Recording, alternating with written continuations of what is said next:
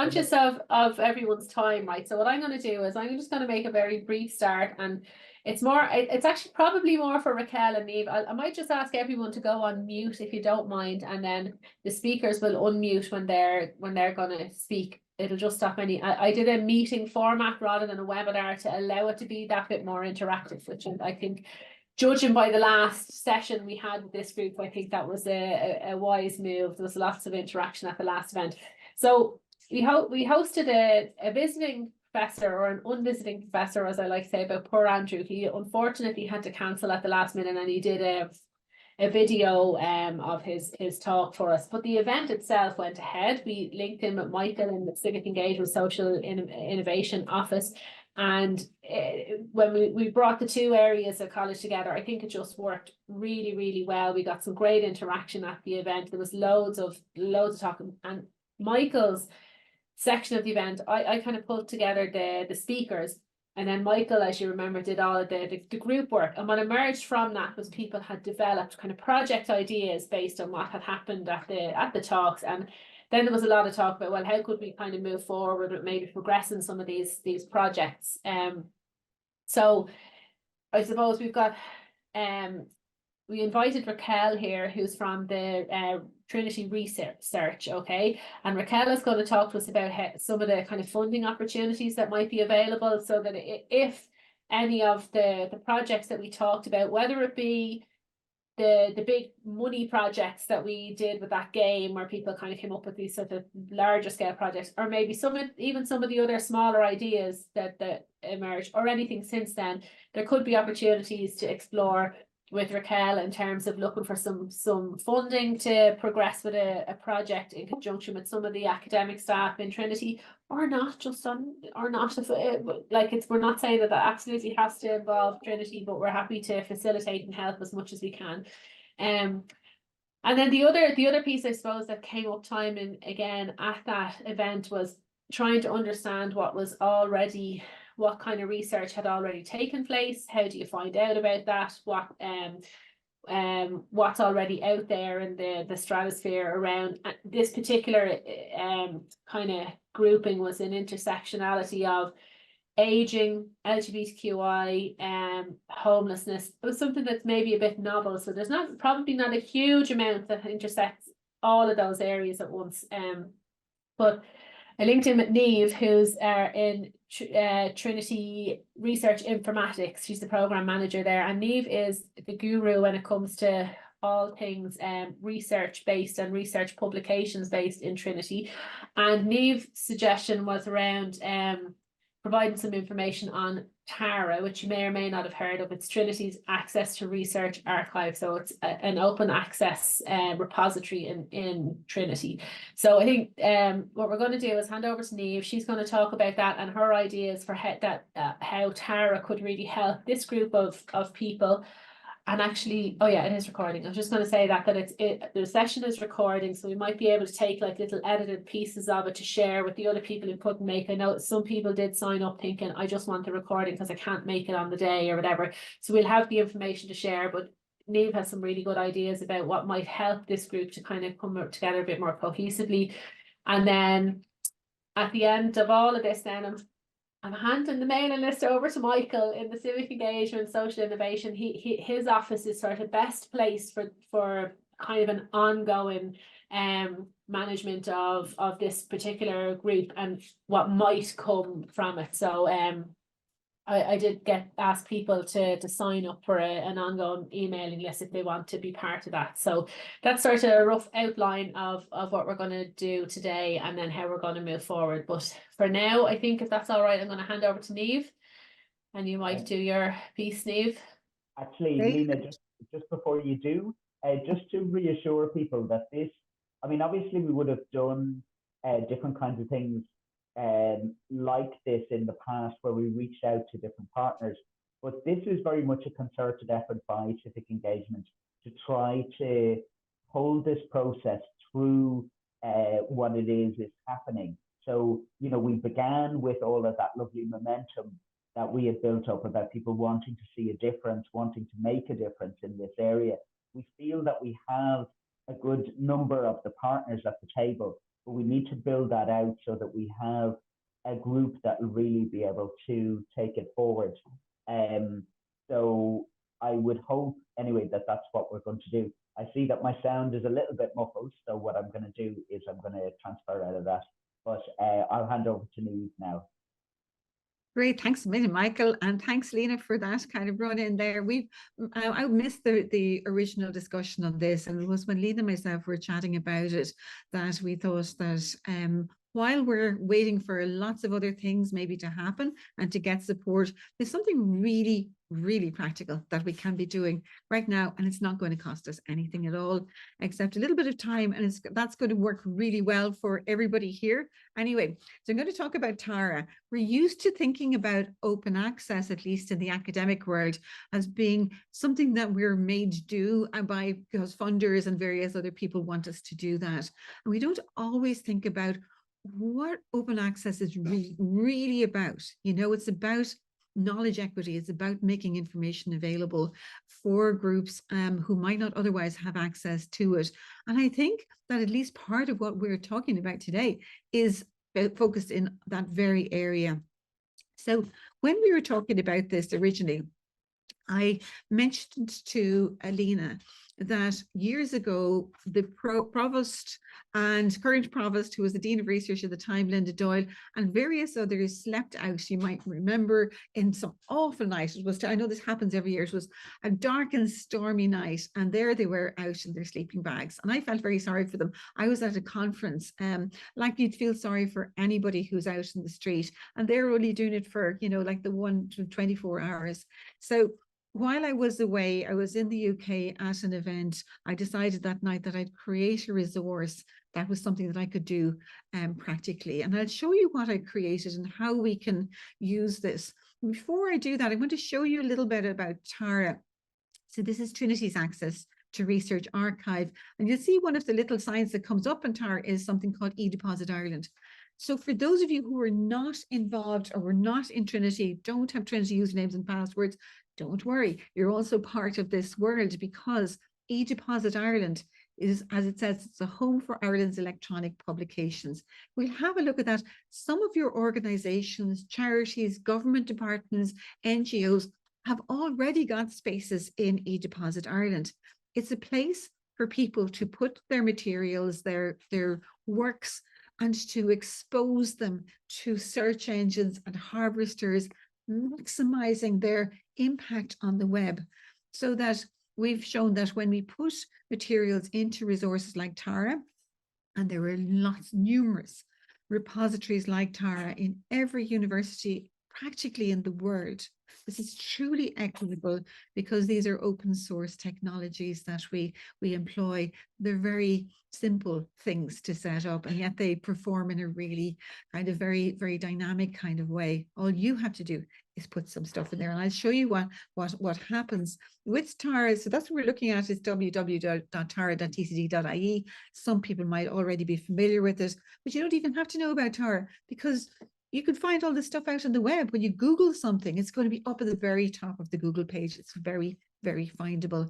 So, and it's also what we call harvestable. That means that, you know, we can get various different discovery tools to point at the material and to pull it in automatically. I'll show you an example of that as well. So the whole idea that I'm trying to say is that night when everybody was out there soaking wet and in their sleeping bags, I created this resource in Tara, and this is, let's see if we can show it to you here. So this is the resource here. It's called Homelessness, Housing and Health. I call it HHH Ireland. That can be changed. And it was just done in the middle of the night, as I said. And what I did was, with that, I was able to do a search in Tara and put by keywords in the middle of the text, the full text, and pull together every single resource. We've got over 50,000 items in Tara alone, and that's not counting eDeposit Ireland. And what I was able to do was to pull together a resource of materials, of research that is associated with homelessness, housing and health in that area. That's open access. It happened within a matter of minutes. I was able to do that. I'll show you what it looks like. We can have a look at it live as well. So there's the image, and you can see with this, here's a lovely little resource that we can have for free. We can set it up specifically with LGBTQ plus on this as a subsection of it, and that's what I'm suggesting here. And then you can browse it by title, author, date of publication, into the subjects, who sponsored it, etc. Right? Very, very simple. The infrastructure is there. We don't need any funding to do this, right? We can do it ourselves, and we can create a visibility around this subject that I have been told, and I think, you know, obviously you're more aware of this than I am, that has lamentably little visibility at the moment. So homelessness, housing and health. Here's a example of the results of a search, and maybe I'll just go in and show it to you live in Tara to give you a look at that. And I'll just move all my Zoom bits all around the place here. We can I'll just go out of I'll talk about how to get the materials in there first in a minute. So within Tara, so Tara is for people within Trinity. I did a search, just a general search of Tara, and I was able to find these reports immediately. Homelessness among youth who identify as LGBTQ plus, many of you know, systematic review, Michael Brown and Edward McCann, 2019, LGBTQ plus special edition editorial Journal of Nursing Management, homeless experiences and support needs of transgender people, etc. Right? So we've already got almost a surprising, to me at least, amount of resources just within this little corner of the research world. So I'm suggesting that maybe we could very easily build on that, right? So you've seen the bones of that here's what you can get. And I suppose I should say that once you put something into Tara, might sound kind of obvious, but you get all this beautiful metadata. We love this in libraries, and you get the full item itself, right? That's the author's copy accepted for publication. We're really good at finding ways to make copyrighted material open access without breaking the law or breaching publishers' policies. We're very, very good at doing that. This is an article that was published, so you can see there is the report itself. So you immediately get full text access. This is the author's accepted report version. So, and it links to the published version, right? So that's just one example, not only of what you'll find in Tara, but if you go outside, you'll find that report right up at the top of the Google page if you go looking for it. So what we are doing is we're taking ownership of this space, right? Of this resources, and we're going to try and do something that we're all experts in. We know about this already. Not only can we create this resource for ourselves, but we can also make it available to policymakers, to you know, internally in our own institutions, outside it at government level, to journalists and members of the media who might be looking for this material, you know, and to anybody else who's looking for this information. We can create this resource very quickly and easily, as I say, and we can use it to support our bids for funding. We've done this before, creating resources and pointing funders towards this to let them see the kind of richness of the material and how it can then be added to. Let me just show you again very quickly the other side of Tara, which a lot of people don't know about it. And why would they, unless they're actually involved in it themselves? So let me just go into, I should have had this open already. I'll just go into eDeposit Ireland. eDeposit Ireland. So eDeposit Ireland is like another face to Tara.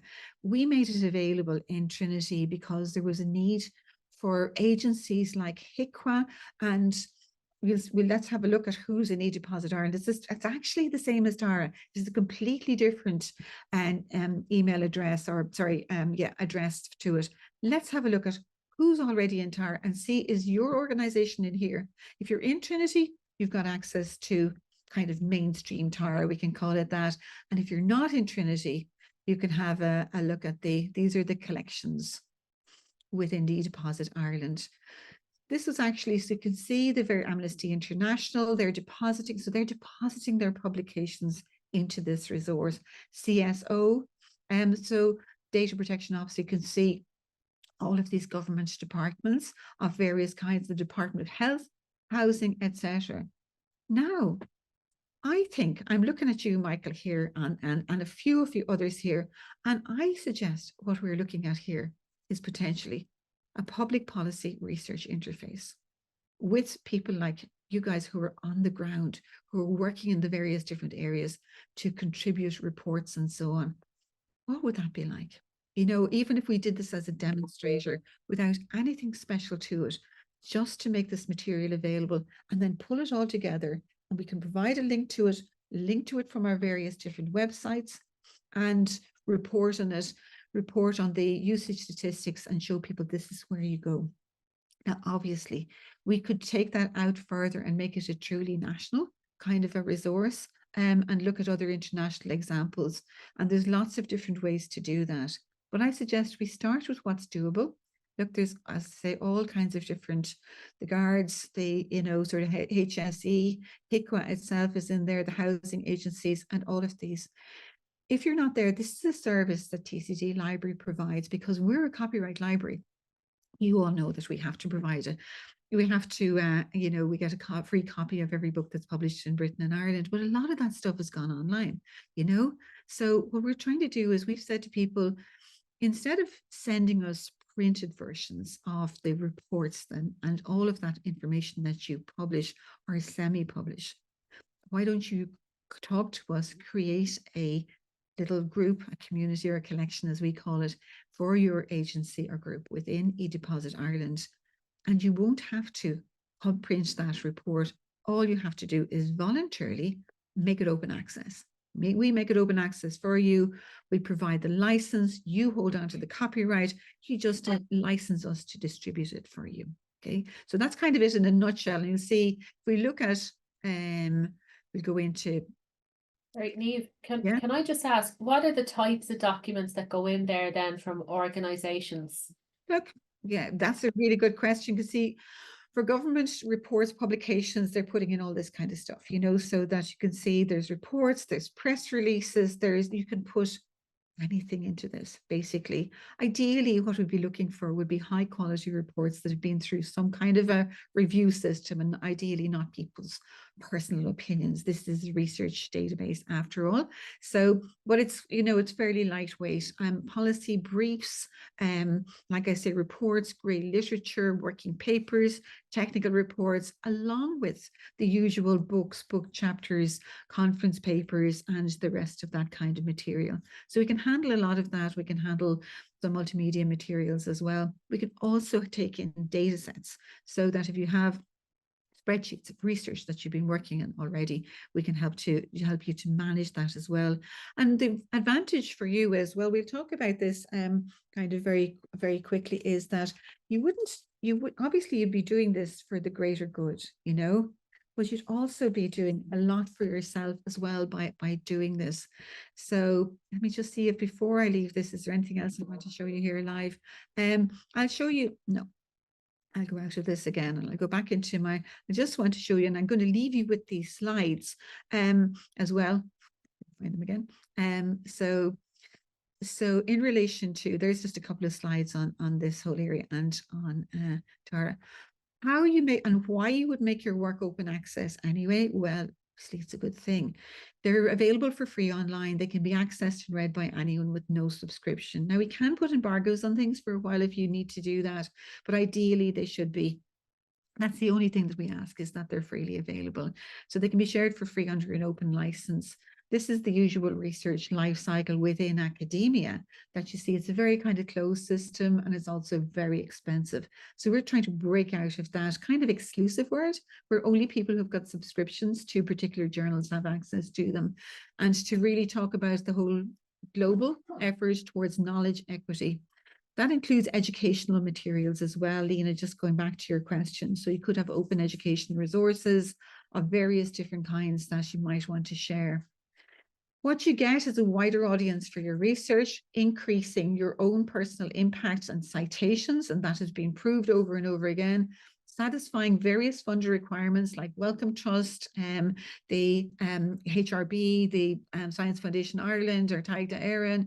Dissemination of knowledge is a public good. Open access publications receive more citations than those published in closed or traditional journals, and the citation advantage is even more prominent when you make them available through free and open access. That's through a repository like Tara. On average, open access papers get 50% higher research impact than paywall journals. You're usually looking at between a 50 and 250% citation advantage. So it's the most impactful, having a copy in Tara is the most impactful research communication strategy that you can have. It's the best strategy in 19 fields out of 22, and I can guarantee that social studies and social sciences and this area is amongst that. So beyond the hits and the downloads, even, I'll give you a quick sort of example of something that we did a few years ago. There's all kinds of metrics that we can track on the use of the resources by government departments and industry and schools.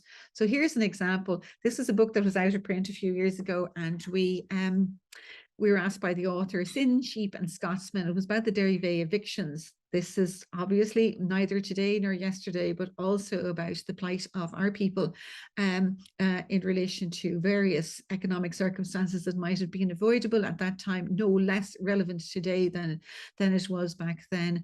The author knew it was out of print. He asked us to digitize it and to make it available. And then what we saw happening, which we would never know about with a normal book, or the author wouldn't know, we started to use Google Analytics to analyze the hits and the downloads. We started to see immediately that universities were starting to use this resource. In Trinity, in UCC and in Galway, and we started to see that immediately. We also started to see schools using Sin, Sheep and Scotsmen, not only in Lucan and in Clondalkin, we were able to identify that, but enormously significant in the very area of the country where this was set, that schools were starting to use it immediately. They didn't have any access to it otherwise. This gives you an idea about just how powerful this very simple looking system is. So I'll stop with the party political broadcast now. I'm going to skip ahead to what we can do. I'm going to leave you with some information about how to deposit your materials in open access. And I want to cut to the chase here. So in Trinity, of course, it's a policy. And there's some information on how to make it available. Here's what I'm suggesting for you to be discussed. You don't have to do this at all. But if we did create a collection in Tara for this particular place, and that would take me about 10 seconds to create, that would be available then for us to map anything that you, people and colleagues outside put into it in either Tara or eDeposit Ireland. We could decide amongst ourselves to be even a bit more organized about this and to agree to tag our inputs, whatever we're putting in, maybe with something like homelessness and LGBTQ+, or whatever we decide. Maybe we've got suggestions about how would we like to be able to pull this information together, and what else do we want to do? And then if you're interested in doing this simple but effective thing that is going to work well for us, I think, contact me and Lena. Very much. I think that I've got a few more slides that I'm not going to go into them now. I'll just stop sharing because I want to leave time for obviously Raquel, but also for us to be able to discuss this. Steve, that was brilliant. It was really informative. I don't know, can I just open it up to some of the people, the attendees who've come? Do you have any thoughts on maybe what was presented there? Is it something that you think maybe your organizations might be interested or see a value in doing? Michael Heavey, you've unmuted yourself. Yeah, no, it's just I was talking to some friends in work, and there's a couple of women that I know that are sitting on kind of a housing organization for LGBT stuff. So this type of information would be quite valuable to them and to smaller, I suppose, community groups that are trying to do something. So I think it'd be a very positive step. Brilliant, Michael. Thanks a million. So I think maybe, I mean, the view of this group is that we should go ahead and take it further. We could create like a one-pager or something like that, or it could be on a web page, or else could go out to the kind of people that you're talking about, Michael, with the kind of next steps. But that's exactly what I'm talking about. here's this resource that we can make available. And to me, this is something that's so important. If we were able to capture this section, especially with those small community groups and what they're creating, we'd have an extraordinary resource that would be quite unique. Yeah, thank you. I remember one of the things that came up at the event that we talked about, where some of the service providers talked about the difficulties they had in trying to navigate their own setup if they had someone who was maybe transgender presenting for accommodation, and how do they, and I'm just thinking, if we managed to collectively, if people were able to come together and develop a resource that would be an information, like an evidence-led piece of information, going in somewhere like Tara makes that accessible then nationally and internationally. And then you don't need to remember, was it Focus that did it, or was it who did that thing, and where do I get a copy, and what website do I look at? So from that point of view, that was the one thing that sprang to my mind that was a direct link to that event we did last time. John, do you want to come in there?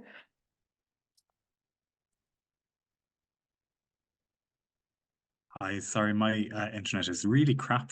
You'd never think I was sitting in a university.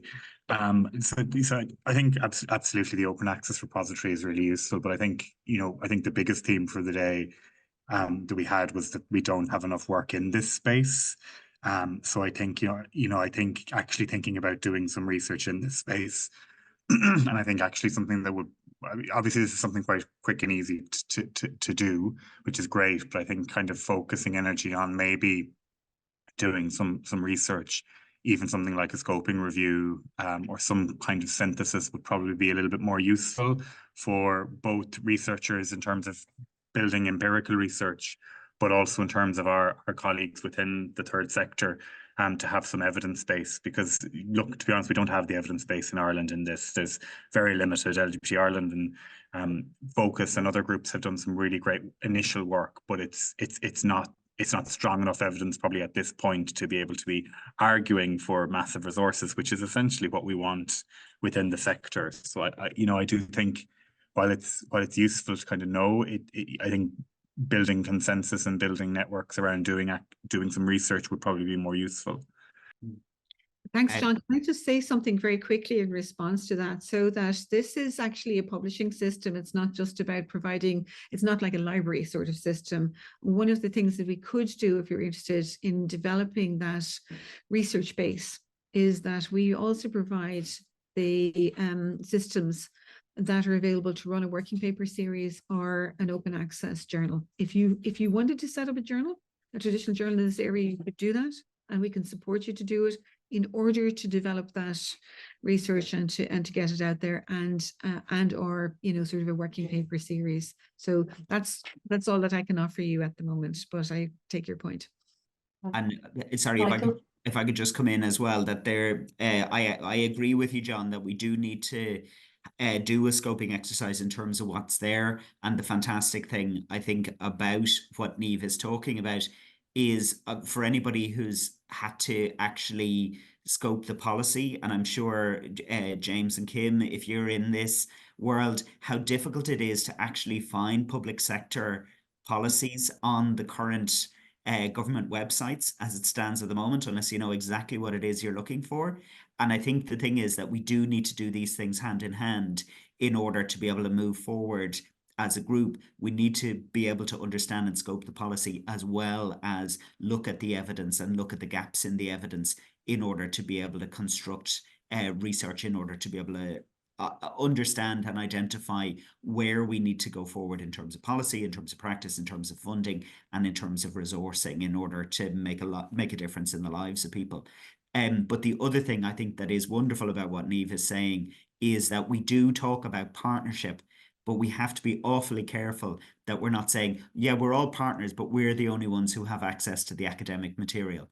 What Niamh is saying is that, we now have the potential to ensure that people like LGBT Ireland, you know, also have that access and can keep up with what's going on as well, so that we can share those, we can provide different perspectives on those. I think it's really fantastic, and I'm very grateful for you, Niamh. Every time I hear you talk, I'm a librarian at heart, and every time I hear you talk, I just think we've come so far in terms of kind of breaking the stranglehold of paywalls, in terms of giving people access to things. So it's really fantastic that you're showing us the potential of what we can do now.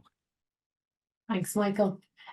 What I might do, I'm just conscious of the time, is just because it's a very neat follow on from what John was talking about, is how to maybe progress with some more research opportunities in this space. And Raquel, who's the head of the research development team here in Trinity Research, is going to outline maybe some potential funding opportunities that might be of interest to this group. And then we can have another bit of a discussion towards the end. Okay, thanks so much. And thanks a million, Niamh. I know Niamh has to nip off a bit early from the event, so Niamh, we won't mind at all if you slip off, and I'll link in with you afterwards about this. And thank you so much. Thanks a million. Thanks everybody. Thank you, Niamh. Thank you very much. Hello, everybody. My name is Raquel Harper. It's never the best feeling to come and talk to you after Niamh has spoken, because she's not only, you know, she has beautiful delivery, but also what she shares, it's fundamentally so, it's such a democratization of knowledge, and it's so important. So funding is not quite as holistic in its goodness, because it's knowledge of funding, it takes years to compile, it takes teams to help you. But my intention today is just to break down and show some opportunities that I think might be relevant, and maybe show some of the jargon that our funders use. And I'll just make this a little bit bigger. Some of the jargon that our funders use, and let me know if you can see the screen. Okay, It looks good, yeah. Yeah, so I work in an office that has the privilege of overseeing over 1,000 applications to funders coming through our Trinity research. And today, I mentioned the jargon. I just want to talk to you about a couple of funding mechanisms and grant families, so that if you ever see those words, you know what they mean. I found a few relevant funding opportunities that could get yourselves, but also your colleagues in Trinity, thinking about how you could advance your ambition to work with homelessness, mental health, and LGBTQ+ community, A+ community. And then if we have time, just go a little bit into how you can find the opportunities. But I think I might just focus more on 1, 2, 3, really, and next steps. So coming from the charity sector, you're probably familiar with the will, you're familiar with the fundraising advice and guidance. So what I'm going to present, it doesn't fall under this category, and it's more to do with the funders that usually fund academic research, or more importantly in this case, research with civil society, with users, so partnerships really, so not just pure PhDs or academic work. I did a quick search of already funded research within Trinity, using the homelessness as a keyword, and I did find that there are projects include mental health, trauma, addiction, gender, youth, and aging. I couldn't find a specific one on LGBTQ. Plus, although there has been publications from Trinity PIs in this area, but no funding. So just a little bit of the jargon that our funders use. There are two types basically of grants, the ones they call bottom-up funding mechanisms. And basically, because they're bottom-up, it's the research community that requests a particular type of funding. So they can be open to any thematic, any disciplinary area, and they might depend on the career stage of the experience of the applicant group. They might require collaboration, but not always. So they don't they might just be an individual grant as well. And then we have those that we call top-down funding mechanisms. And those are quite, they are emerging. So they're usually trying to ask a group of researchers to give solutions to a particular challenge. So we have a lot of, for instance, college calls in climate change, but there are also calls on homelessness, for example. And I give an example of a call from the European Commission. Unfortunately, it's closing next week. The title is Addressing Housing Inequalities in a Sustainable, Inclusive and Affordable Way. And this is, there are large projects, they require quite a lot of actors, so they're ideal for for civil society to engage with universities and to even lead these type of projects.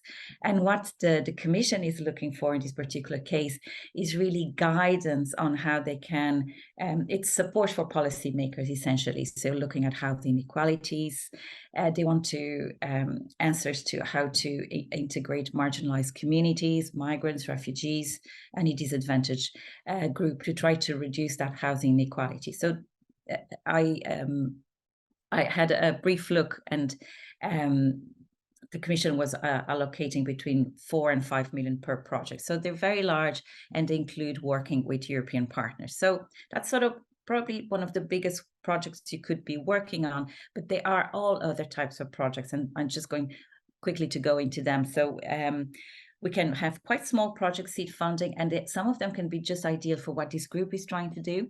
Then we have our classic PhD scholarships, fellowships for postdocs. Investigator grants are for people in universities. Collaborative grants could be like the one I just mentioned, but they could be smaller, and commercialization routes, but that's not as relevant at the moment. So some of the current funding opportunities for housing and homelessness and aging and LGBTQI plus communities, which so it's quite a lot.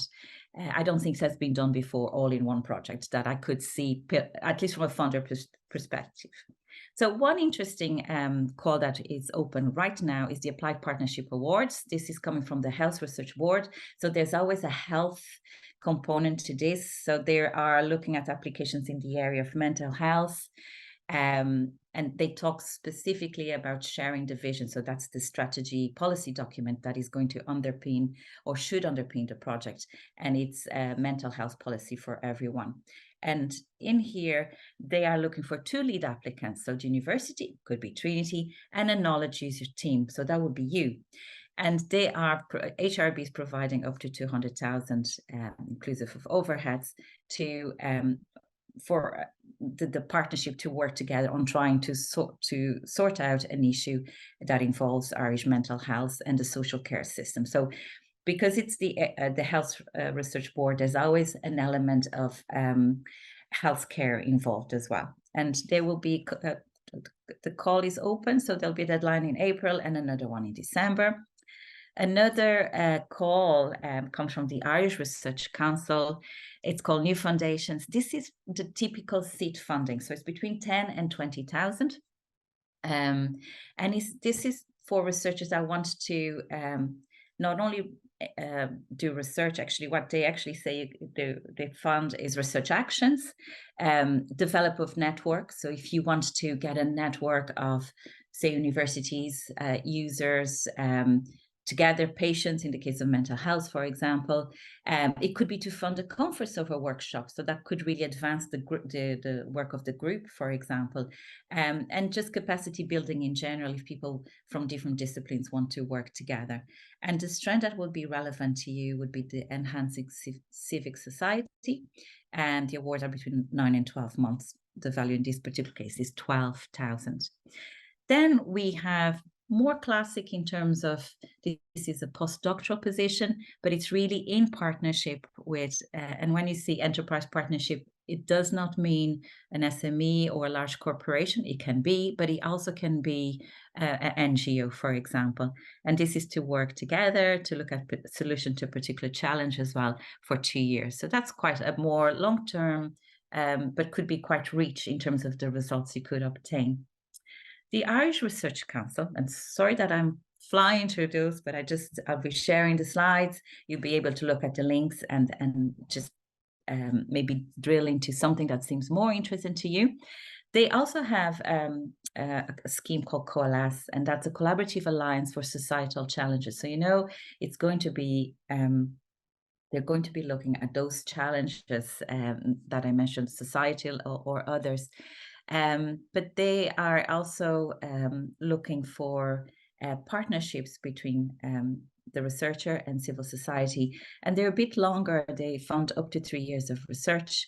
And the call has not opened. The same with the new foundations. We're expecting it to open later in the summer for Coalesce, for example. And then we have a number of international funders. I've only put 2 here, but over the last 5 years, our office has engaged with more than 250 funders. So in addition to the well-known funders like the European Commission or the Irish Research Council, there are literally hundreds of small and big foundations and grant-making agencies all over the world. So one of them that I saw they had relevant grants for you, for this community, would be the Independent Social Research Foundation. They're relatively small, but quite innovative. And right now they have a mid-career fellowship grant open. The National Institute of Health in the US has quite advanced research, what they call sexual and gender minority. So that's the sort of the wording that they use. And often non-US countries are open to apply as well. And this is more or less just a whistle-stop tour. Just knowing where the funding is or the application or the eligibility is not enough. I think the simplest advice I give is that like any successful funding application tends to the conversations start early, and that's exactly what you have been doing, what Lena has been facilitating, and Michael, is early engagement. To see where the affinities, where the ideas, where the sparkle is in terms of what we really want to do, what motivates. Get expert advice from someone like in the research development office, and really make sure that you understand the funder also has their priorities, they have their agendas, and you need to find that sweet spot where what you want to do and what they are looking for aligns well. And that's why a research office comes and plans and helps. So I just show here an image. This is a funding plan for an individual, and it's just to say that to be successful funding, and a lot of academics are actually, they can only carry research if they can find external funding, because sometimes it can be very costly, the type of research they want to do. They need to be highly organized and plan with years advance what they want to do. So just to say that a lot of thought goes into planning in funding the ambition of researchers. So it's not a trivial matter. And I'm leaving at that, but just to say, I have quite a few other slides that I'll share with you as well, just showing where funding opportunities can be found, and also how to get in touch with us in general. So thank you, and I don't even know how long I took, but I hope it wasn't too long. Thank you. Thank you, Raquel. That was really great oversight of what's available out there. I think there's quite a lot available. I don't know, does anybody want to come in? Does anyone have any questions for Raquel, or do you have any comments? John, do you have anything that you want to, do you think that there might be opportunities there to develop some research opportunities with the group?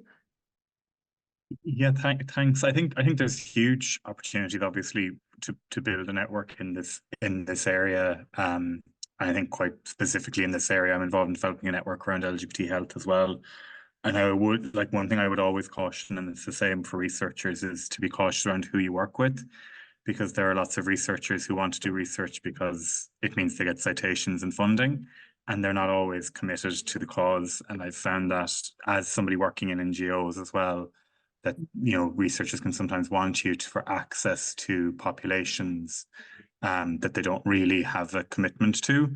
So I think, I think that was what was nice about the day, is it brought together people, and you could really feel that people are actually committed to progressing this. So it's one thing I'm very cautious about around the partners I work with, and some of them are here, is making sure people are committed to the end goal. So yeah, I mean, I kind of, it would be great if people were interested to come together to develop a project in this field, or even I think particularly when we have NGO partners here, to think about what are the actual priorities. I'm involved with another organization right now with a colleague who are basically talking to all the program leads in this not small, not large NGO, to see, like, from the program's perspectives, what do you need to know, what do you want to know, what would be helpful. We're then going away, developing research questions around those and developing methodologies that might meet those research questions. And then we're going to work with the NGO to think about, okay, what funding opportunities might there be? Maybe government may fund sometimes NGOs directly to do some work, and then you have a tender already developed. And we're not saying that for this particular project, we're not necessarily saying we would do the research, but we're helping the NGO sort out exactly what they want to know. So that could be an interesting process maybe to go through, because yeah, we all have great ideas of what might be necessary. But unless we kind of really talk to the people who are on the ground, that they could just all be very theoretical. John and Michael, Heavey or James, do you have anything to comment? Coming from, I suppose, the just on what John was saying there, if the topics are to be kind of led more by the NGOs in terms of what's needed. Yeah, I think that, I mean, exactly what John had described there would be incredibly useful, because, oftentimes maybe you don't even fully know what it is. You have an idea of what you think you want, and having that conversation with someone can help you really figure it out. I do think from our perspective, when the new being LGBTQI results or research comes out in April, that'll like really inform a lot of where gaps are for us. And then from my own perspective, so it's the aging and the older piece, and that health piece is really significant to the work I'm doing, but yeah, I think that sounds great. And also to John's point about researchers approaching you for access when they're not really committed to the cause, you can kind of you get very used to, you can tell pretty quickly whether they're bought in or not to what to your particular community, or if they just want you to line up some sad old people for them to interview. Yeah, and I suppose, James, I would agree that this is the reason why we're doing it like this. We want to bake the partnership in from the very beginning so that it's very hard to extract it. So the thing is, yeah, that it's really about making sure that the NGOs and the institutions are working together in order to move this forward, rather than somebody parachuting in and saying, oh, there's money in this, and extracting, being extractive, I think is the word I'm thinking of. But actually being an asset to the community that's trying to make a difference in this is what this is all about. And like I say, while Trinity has done this in the past in lots of ways, we're trying to do it in a systematic way this time, in order to make sure that we can actually start to point to results further down the road. And Michael Heavey, I hope you got all excited when you saw the APA grant was specifically around mental health. I did, but unfortunately, I am doing my own PhD at the moment, so I'm kind of restricted that way.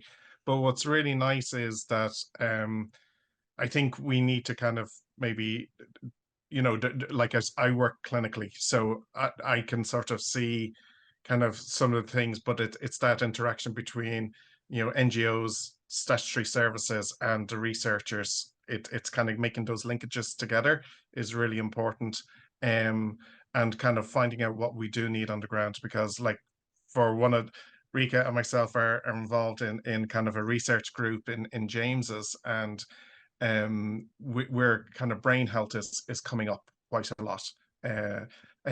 Homeless people, their brain health, and we're looking at kind of strategies and how we as professionals can help other organizations in and around that. So but LGBT QI plus community is there's a real need there. We've also noticed like they're overrepresented in homeless statistics, and it's trying to find a way how do we tackle this. And I suppose we need to find out what it is, what's there, and how big an issue it is, so that we can kind of come up with solutions. Rika? Yes. I just wanted to add to what James had said about when people come to get like some poor old people to talk to, or you know, and I think my experience recently was that I had published this article, and I worked with the comms people in Trinity to try to get it out there, and it was really about how do sort of funding mechanisms and performance management in the health service make access to healthcare for homeless populations more difficult or less difficult. That's really, so it was about the health service, it was about funding, it was about these system things, right? And so your man from RT was interested in it, but only if we could get like a proper homeless person who would like kind of share their own personal trauma with the camera, whatever, for a couple hours. And so I said, no, like I'm not, and surely we could have, you know, found somebody, but that's not even what it was about. Like it was nothing to do with it really, you know, it was about the health service. And I said to him, look, there's a nurse that I know in James's, she's really good, she can speak to this really strongly. And no, they weren't interested. So I think it's about framing as well. Like it's about looking at strengths, and it's not just about, you know, sort of a massive pity party and placing people, and you know, people are already stigmatized in this further stigmatizing place. So yeah, just to say, James, like I think I completely agree, and I was kind of shocked that this is how that went. I didn't go anywhere after we said no. And Clodagh, could I just call on Clodagh? Maybe we haven't heard me yet. In the PPI office, do you have anything you might contribute from that perspective? Yeah, sure. And just right, I just nodding along there, and I know Michael probably was feeling the same as well. Like we both have involvement with media, and I unfortunately I've seen it so many times before. It's just that seeing if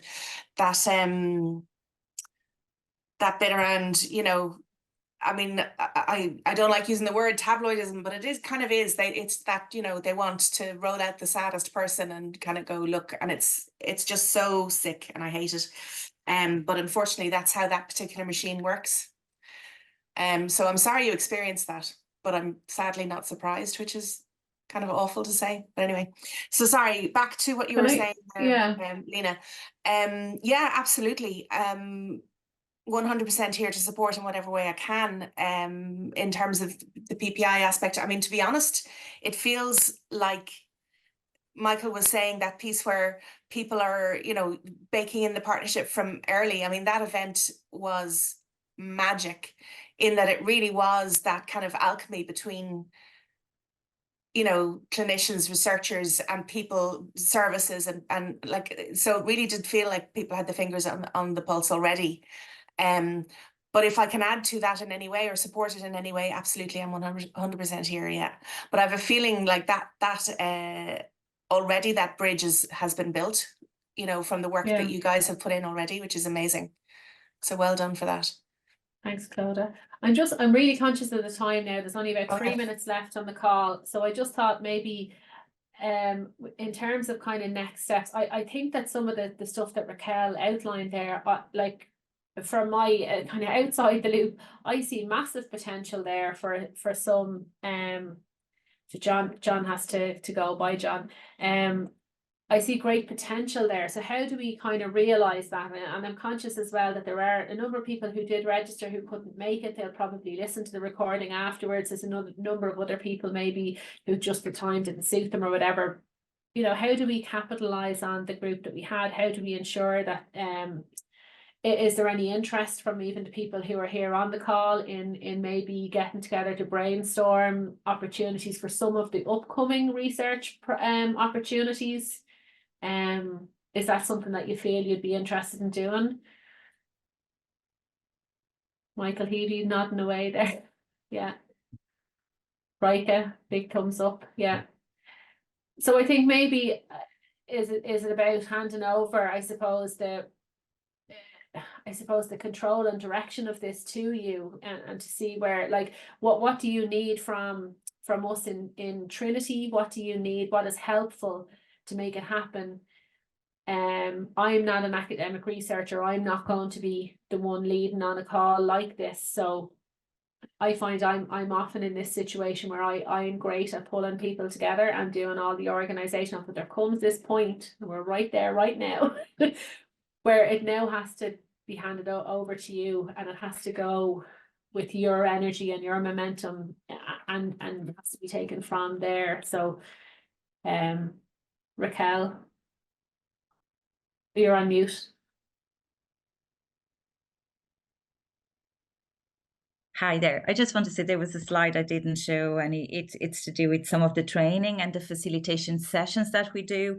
And we have some specifically on team building for inter and transdisciplinary research. And by that, transdisciplinary research actually means is when you are doing research with people, not that they are from different disciplines, it's when they are from totally different sectors, which is the case of academics interacting with end users, civil society, patient groups, all these other groups out there, as well as enterprise. And we also have workshops on how to write those type of proposals, where you're bringing very different approaches together. So I think that could be a start. Maybe we could tailor a session just for this specific group. That'd be great, Raquel. Yeah. Civil society.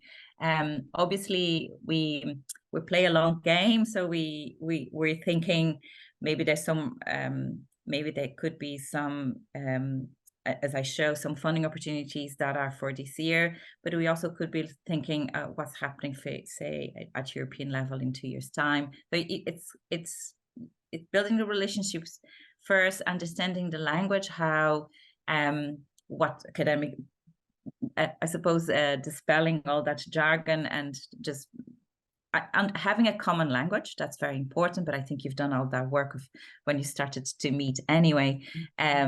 But it's how to put your ideas together, how to define the impact you'd like to achieve. So all those things, starting to have narratives that you need to actually start writing, a page maybe on what would you like to do together. So that when the opportunities come, you're sort of in readiness for that moment as well. So that's great advice, yeah.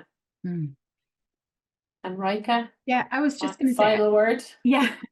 I think I know this APA call that's coming up. I don't think we don't have time for the one in April, and myself and John are involved in a different team, and we're interested in inclusion health, and we're looking at sort of doing something around standards for inclusion health and sort of audit, so kind of very healthcare specific. But I think perhaps as a group we can I can connect with John and Michael after this, and maybe we think about the next APA call, which will be in December. And we are kind of doing bits, we are applying to, grants all the time, but I don't know that we're specifically thinking about aging and LGBTQ and homelessness. So I think perhaps leave it with us for a minute. And I think like you were saying, Raquel, it's about having something of an idea that we can then jump on a call when it comes up. Or a menu of ideas, some nice, I'd like to do this. And it'd be great to have a specific session for our group, that'd be fabulous. So that's I love a good practical next step. I love this. So thank you all very much. I think what we might do from here is if Raquel can organise a tailored session for this group. Rika, you said you'll reach out initially with I'm going to hand a mailing list over to Michael as of today. I gave today the deadline for people who wanted to sign up. There's not a huge number, I have to say, from the group kind of signed up. So we might have to do a little bit more of campaigning to get for people to see the value of being part of this sort of network or group. But Michael would be able to reach a few more people than have been on the call. I'll edit this video and make it available through our website anyway, and I can circulate that to the wider group, but it will be up to then people to kind of link in with Michael for that mailing list, and then you'll be able to reach them through him.